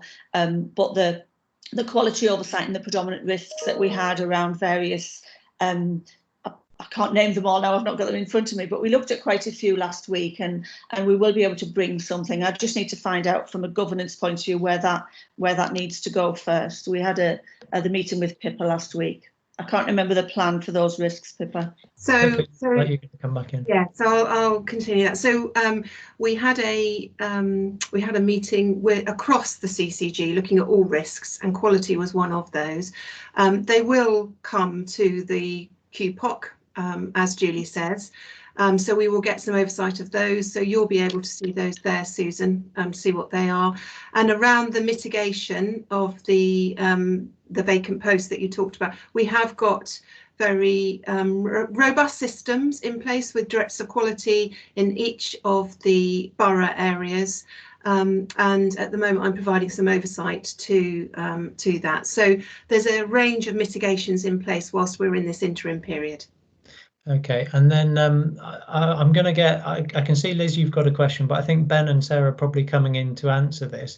I think I'd also say, as part of the answer to around qualities, it's worth flagging up that I chair the clinical cell in South West London, which is our medical directors, along with Nicola and Naz, and we're very much focused on the risks in the system, particularly to non-COVID patients. So we have been looking at that and looking at data as senior clinicians in the system to make sure we're identifying what those risks are and the right work is being done. And we've specifically set up a service change review group, which I again chair, and Pippa, you're on that, and that is looking at all the changes to services that have been made as part of our initial response to COVID and doing a bit of a risk assessment on those and making sure we're mitigating those risks. So where changes have been made, for example, to services delivered by an acute hospital, are we clear then what is happening to those patients if their needs are no longer being met by an acute service, for example, and how are those being picked up by the rest of the system? So we've been actively doing that work, and I think that's been a really important part of our system oversight of quality and risk. Ben, why don't I bring you in, and then Sarah? Yeah, so Andrew, it was just to pick up on the risk thing, obviously in a bit more detail, and to say, yes, something that is very much on my mind and that I'm working through at the moment. We had a workshop with a good range of people from across the CCG last week looking at COVID-related risks, the sort of, if you like, the CCG BAU risks that we've got left, and quality as well. And I've done a review of all of the risk registers coming out of the former 6 CCGs coming into the new CCG. I need to do another round of updates with all of the risk owners around that, just to develop those risks and the mitigations involved, which is the next step. Then I was probably proposing to bring it to a governing board body seminar before that will then help us inform the board assurance framework. So something very much on my mind and that I'm working through at the moment.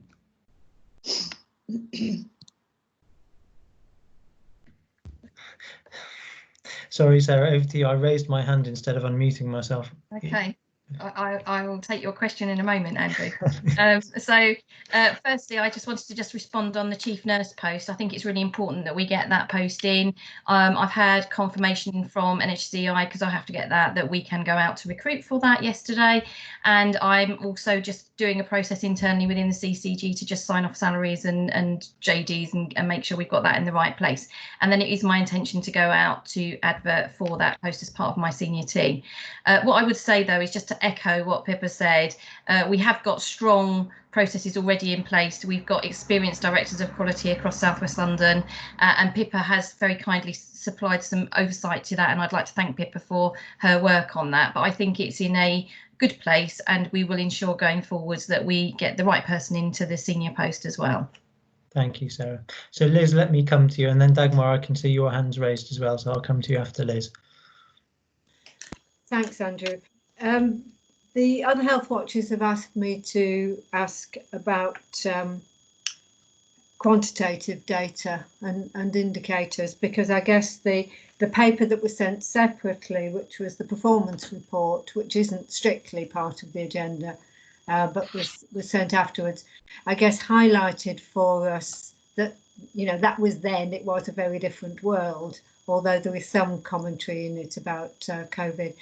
And so I guess we had a set of questions about metrics, for example, in relation to mental health and people with learning disability. But perhaps I wondered, given that you chair the clinical cell, perhaps the way forward might be if the 6 health watchers have an email or a Zoom or team dialogue with yourself. Would that be appropriate?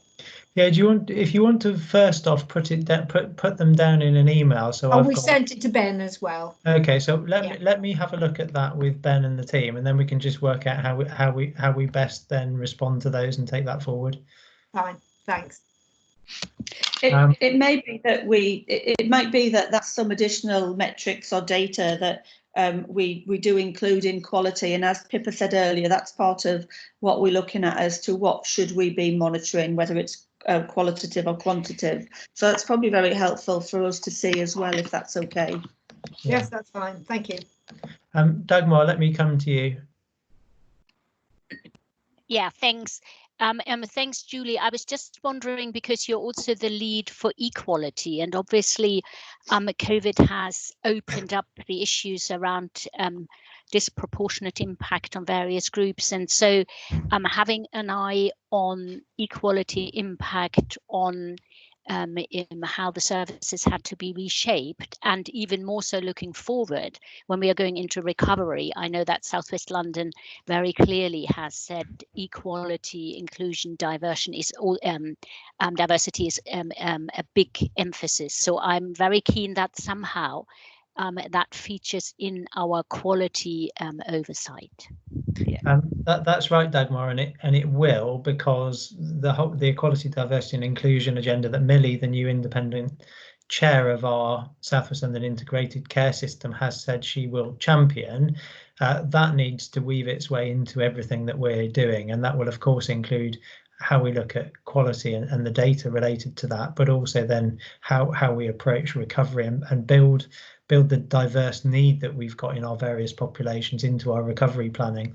We have at the clinical cell specifically been trying to look at data that gives us an idea about what is happening in South West London, particularly in relation to ethnicity and the differential impact that COVID seems to have on people from a BAME background. And we're still working through that data. Nena Asuji, the medical director from Croydon, is particularly leading that work. And as soon as we have something more concrete, we can feed that back into this forum. Jeff, did you want to? Yeah, I'm not sure it's a question or just a plea, really. Just making sure that when we are settled with our risk system, that we make sure that our frontline clinical services are clear about their roles and responsibilities and how risk is reported up the system. And once we have identified risk within South West London, making sure that it is effectively shared. Yeah, thank you, Jeff. I'm sure we can commit to that. And then Les, you put a question up about primary care quality, and Ben's response to that is that will be done through the primary care commissioning committee, which is where it has been done previously. Okay. Right, thank you very much for that. That was really helpful. That was for information. I'm going to move us on to the next agenda item because it's important we now look at that. And that's also in the domain of quality, but it's a specific report, Julie, on cardiac surgery at St George's, which, although it's commissioned by NHS England Specialised Commissioning, because it relates to one of our providers in South West London who we also commission services off, which is St George's University Hospitals NHS Foundation Trust, it's important for us to look at. Yeah, thank you, Andrew. So it is a brief paper, but for those people that want to look at the full reports, they are available. And just to give some assurance here, we did go through the 2 full reports at the Quality, Performance and Oversight Committee. So we have looked at them in detail. So this paper just gives an update on the role of the CCG as lead commissioner for St George's, as you've said, and how we work with NHS England as they lead for specialised commissioning and other regulatory bodies to respond to the 2 published reports, and a little bit of an update on the ongoing work and lessons learned from the wider quality and governance actions. So following receipt of the National Institute of Cardiovascular Outcome Research alert, and I'm going to call that NICOR. I've no idea how you're supposed to pronounce it. If someone tells me another way, please do, if there's a different way. But that was a alert that came into the trust, and it showed that they were an outlier in their relation to cardiac mortality deaths. So the trust themselves set up a task and finish group, and they wanted to try and look at what the concerns were. And then following on from that, 2 reports were commissioned by NHSE in regards to the first report, which is what this paper talks about, is the independent scrutiny panel. And this was a panel that was put together to act as a critical friend to the trust and to look at processes and systems around cardiac services. And it looked at referral systems, waiting list systems, etc. And then they had another report that looked at it was called the Independent Mortality Review. And that was the report that was set up to identify and address the concerns raised in the NICOR reports. And to do that, they had a panel of 12 assessors, and these were very senior surgeons, cardiologists, etc. So this paper gives a bit of an update on kind of our role, but what the next steps are really. So NHSI have had, whilst those reports have been pulled together, have had a quality oversight function with the trust. So we've had a single item quality summits on a monthly basis now for quite a number of months with the trust. And the CCG ourselves are monitoring 2 previous governance reviews that were done, and they were what the trust carried out as part of their task and finish group. So we currently assist NHS England in the way that we monitor those governance reviews at our CQRG. So we still have a CQRG on a monthly basis with the trust. Again, as I said, it's virtual at the moment. And we do have quite a large action plan that is in place in regards to those. What we need to now consider is what the ongoing support needs to be to the trust in regards to the 2 cardiac reports that are being published. And we need to work with NHSE on how that needs to take place. So we do need to see whether or not we'll carry on with the single item quality summit, or whether we will pick up the actions and they'll be monitored elsewhere. But we do need to have that guidance from NHS England. And then as a CCG, we'll continue looking at the wider organisational governance and quality systems that they need monitoring, and all those sit within the governance reports that I've already alluded to. And there's quite a lot of actions in there and quite a lot of work that the trust are doing. But when you look at the 2 reports that have been published here, there is a bit of overlap, and there are things that will sit in both. So I think there's probably an ask that we look at the totality of recommendations and how they are pulled together as one. But again, that will be down to NHS England and an improvement as to how they want to do that.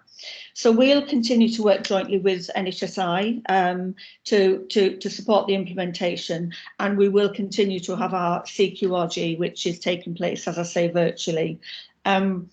I'll stop there and take questions. That's probably easier, because it is there was an extensive discussion, as I say, at the QPOC, but I'm happy to take any further questions. Sure.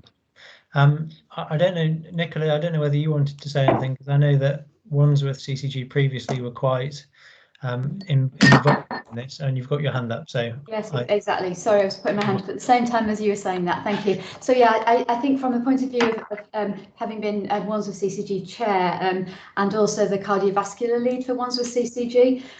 So first of all, I just wanted to say that this has been an immense amount of work by Julie and her team over many months. And so particular thanks to them, and also to Tom Coffey, who's been kind of really strong leadership there in terms of the quality groups, to the extent that NHS England have really leaned on us in a kind of sense that they needed the support to be able to do all of this work. So that's been really important, and it was really important for our future as a kind of local area where St George's is our district general hospital. If you look at the recommendations, it talks about what's necessary in terms of the other governance systems throughout the hospital. Let's just make sure that we take this opportunity to make those strong and work with St George's to establish that. Because going forward, I think that we will want to have a different basis of a relationship when we're talking about quality issues in our integrated care system, between providers and commissioners, and that conversation needs to change, and we have to move towards that. And I think the ongoing monitoring of these action plans to make sure they are actually carried out will take us towards that goal, really, where we can start to have that different conversation. But it's really important to track this work. There's still kind of things that are ongoing.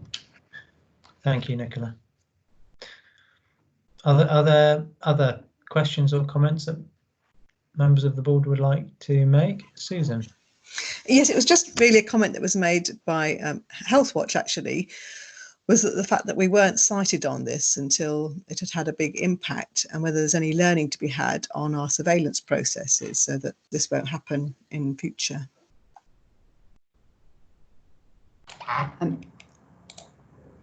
So Andrew, may I kind of come in on that? So I think one of the main issues in this is that so cardiac surgery is not commissioned by the CCG, and therefore our surveillance processes weren't monitoring this because that wasn't our role. So I think that's kind of an important thing to say, you know, to establish that what our responsibilities were. We've helped in the subsequent work, but that it wasn't a lack of what we were doing at that point.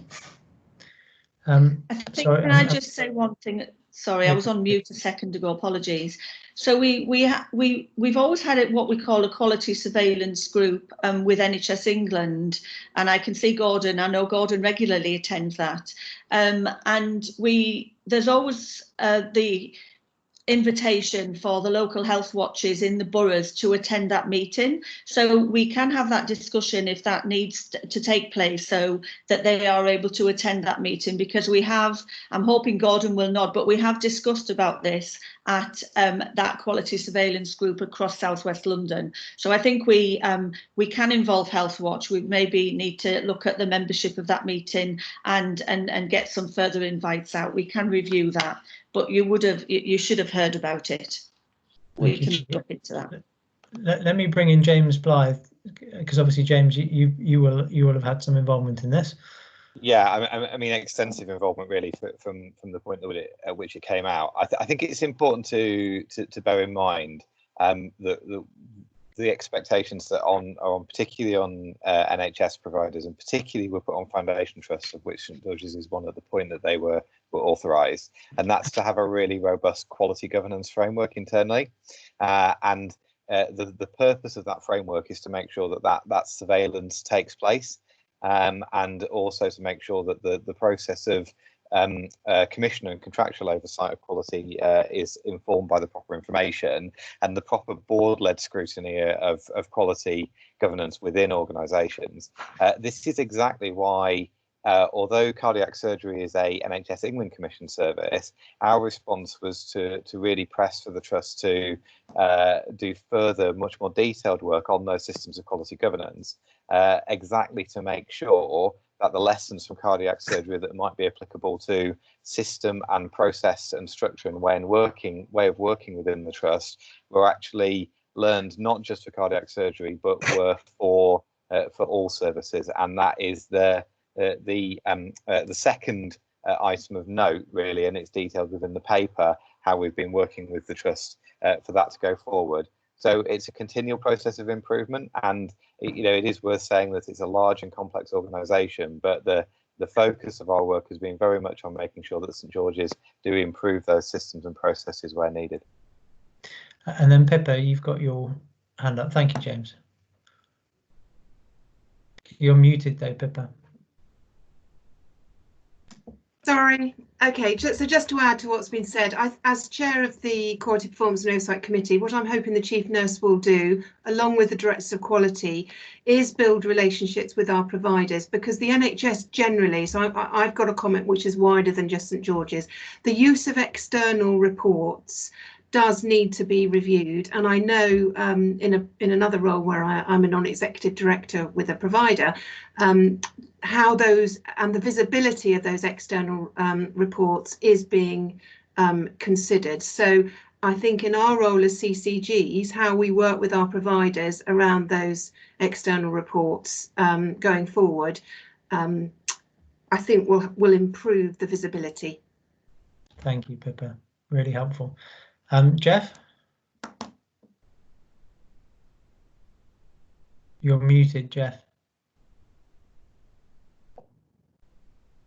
Yeah, this follows on from Pippa's report, particularly around one area of the high-level update from Sutton related to the CQC action plan from Epsom and St Helier Hospital that following their visit last May.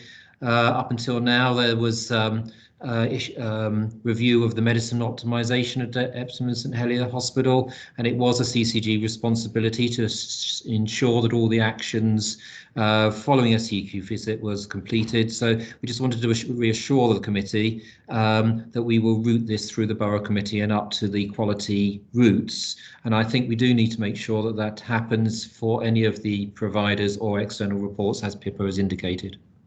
Thank you, Jeff. Good. Thank you, everybody. That was a really useful discussion.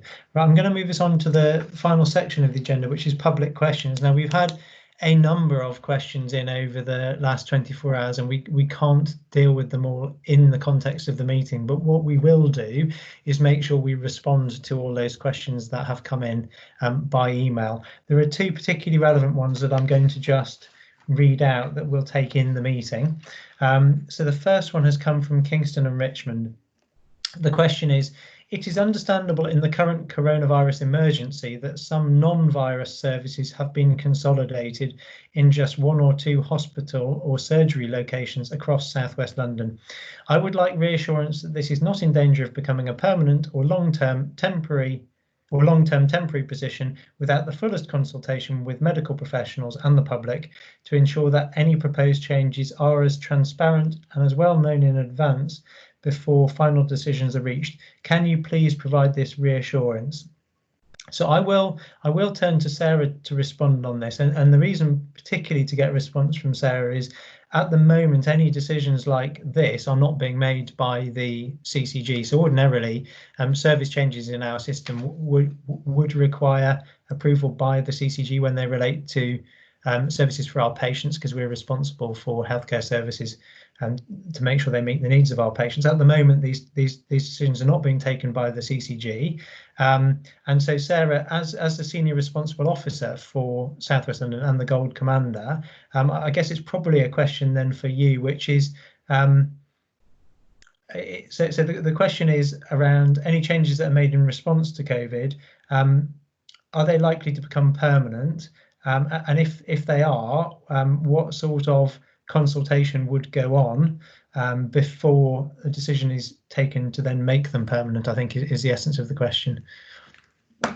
So I'll try not to be too long-winded on this, but I think there are different types of changes that have happened during COVID. You're right that the process has been that it goes through the command and control up to the regulators, so that we cannot make any change unless they've signed it off, and we cannot change anything back until they have signed it off. So that is our process. But we do have processes within South West London where we have clinical oversight and where we have clinicians involved in some of those recommendations. So I'm sure that you could talk about that, Andrew, from the clinical cell perspective. But what I would say is there will be some of these changes that we have made. We haven't done a huge amount of consolidation, I'll be honest. In South West London there has not been a big consolidation piece, but there may well be changes that we want to continue, because actually some of the stuff that we have changed is things that were in our long-term plan but actually would have taken a lot longer. So some of the way we are dealing with outpatients around seeing people over Skype or doing things in a different way, then we would want to evaluate whether those were the right things to do going forwards, and then anything that did require consultation, then obviously we would do that once we come out of the incident. During the incident it's a different issue, but what I think we are committed to as a system is ensuring that where we make changes we constantly review those, that we make sure they are the right things to do, and at the appropriate time we either consult if necessary, or we take those changes back into where they were before. So I think it's an ongoing process. I don't know if you want to say something about the clinical engagement so far, Andrew. Yeah, well, I think that obviously there's been clinical engagement in any changes that have been made. I guess the biggest changes have been around hospitals and creating more ICU capacity and changes in the designation of beds and moving workforce around more than anything. We haven't really done significant consolidation of particular services. My expectation would be that if we were thinking about that, it would be on the basis that it was going to improve outcomes for patients in the context of COVID, and we would need to make a good case for change. And I would expect us to do as much engagement with clinicians and patients and the public as part of that process, as we were able to in the time, given the time constraints. So it will always be a balance between how quickly do we need to move to get the best outcomes for patients, and what does that then mean in terms of the constraints on us in how much we can do a bottom-up collaborative approach, which is the way we normally like to work. So yeah, I think it's something we're actively looking at, but I think we've done a lot less than other systems, to be honest. Okay, shall I go on then to the final question that I was going to read out, which is, can you confirm whether any patient and public voice representatives have been or will be appointed to the governing body? If so, how is this to be managed? If not, why not? Charlotte, do you want to answer this? Hi, yeah, so I think, as you announced at the start of the meeting, we have one Healthwatch representative agreed to represent all 5, and which Healthwatch are just sorting out who that is going to be. And we also have a voluntary sector, as Bruno mentioned at the beginning, a voluntary sector representative for all of South West London as well as sort of those 2 organisations and voices being represented at borough level as well as South West London level. So we have spent some time with the patient and public advisory group sort of iterating and developing this over the last year. It's been slightly slowed down with COVID-19, but I think hopefully Liz and Bruno will agree we're all on track for that to be sorted out. Excellent, thank you, Charlotte. Right, that brings us to an end because we've not got time for any more of the questions. As I said, though, we will pick those up. And if people have questions arising from this meeting, please do email those and let us know, and we can pick those up subsequently. I've not been notified of any other business, so I just want to take the opportunity to thank everyone for your time and your engagement and your input, not just in the meeting, but for all the work that has gone on to prepare papers and the work behind that, that has meant we're in such a good position. So thank you, everybody, and I'll bring the meeting to a close.